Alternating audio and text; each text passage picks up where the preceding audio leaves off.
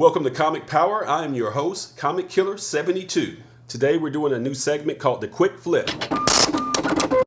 I'm on a little mini vacation this week, so I'm only going to talk about the speculation pick of the week and a few runner-ups. I've had some inquiries about what happened to the Wicked Wednesday full report. I'm sorry that you missed it, but that's not coming back until I get 5,000 subscribers. So if you really do want that report, be sure you share these videos on social media so I can grow my numbers at youtube.com/c/comicpower. I appreciate your help in growing the channel. Okay, now that you understand, let's go ahead and get right into it with the speculation pick of the week.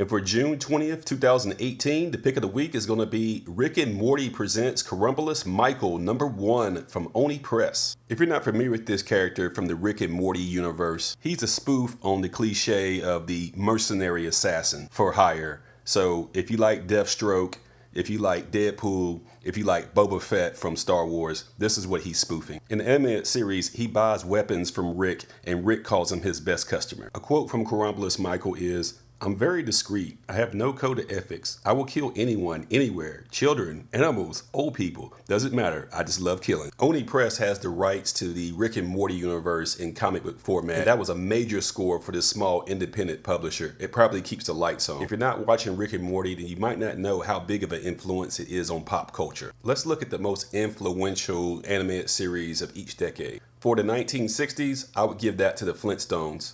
For the 1970s, I would give that to Scooby-Doo. For the 1980s, I would give that to the Transformers. For the 1990s, I would give it to the Simpsons. It's not even close.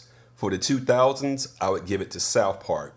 And for the 2010s, it's Rick and Morty. Yes, it's that influential. So not only do Rick and Morty have their own comic book series, but they're doing a whole series of spin-off and one-shots. For March 7th, 2018, the pick of the week was Rick and Morty presents The Vindicators. The Vindicators are a superhero team that is a spoof of the Justice League, Guardians of the Galaxy, the Teen Titans, and the Avengers. So anyway, any #1 issue of Rick and Morty on Oni Press you should be picking up. #1 is hilarious. #2, the print runs are very low. So I expect for them to be collectible for years to come like Star Wars. Every cover of the Vindicators issue is already selling at a premium. And there could be action for Krombopulos Michael as the character gets more popular. The runner-up of the week is Tony Stark Iron Man #1. It's too much backstory for me to get into right now about why he left, but now he's back. You know he was coming back. And it's just an excuse for Marvel to give you a new #1, well, a whole bunch of variants, way too many to count. And expect a enormous print run, but you know you want it. Robert Downey Jr.'s interpretation of the character in the movies rose a B- character up to an A+ character. It's simply phenomenal. So the comics are going to start matching the movies instead of the movies matching the comics. Another honorable mention is going to be Aquaman #37. And it's part 3 of the Kingslayer storyline. But this is collectible because of the cover B variants from Joshua Middleton. I mean, just look at that. His artwork looks stunning. I believe that some people like J Scott Campbell are overrated, but artists like Joshua Middleton are underrated in terms of cover art. And he's just getting his due, and it's long overdue. Okay, folks, that's it for today. Now it's time for me to go on vacation. I promise to give you a much longer report in the future. Take care of yourself and stay safe out there.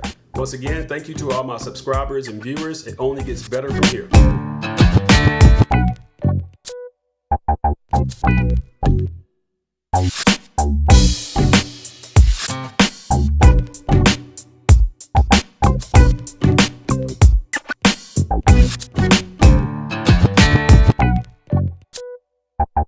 Thank you.